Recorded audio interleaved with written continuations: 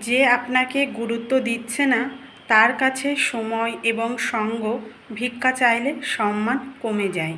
আর সম্মান যেখানে নেই সেখানে সহ্য করে থাকা মানেই নিজের প্রতি অবিচার করা। যার কাছে আপনার থাকা কিংবা না থাকা দুটোই সমান। যখন প্রয়োজন হয় তখন খোঁজ নেয়, অন্য সময়ে আপনার প্রতি উদাসীন, সেই মানুষটা আপনাকে আদতে ভালোবাসে না। যে মানুষটা আপনাকে গুরুত্ব দেয় না, কথা দেয় কিন্তু কথা রাখে না, বারবার ভুল করেও নিজেকে শুধরায় না, ক্ষমা চায় না, আপনার কষ্ট কিংবা আনন্দ যার কাছে তুচ্ছ, সেই মানুষটা আপনাকে ভালোবাসে কোসমিন কালেও না। যার কাছে আপনার কোনো গুরুত্ব নেই তার কাছে আপনার অনুভূতি কখনোই মূল্য পাবে না।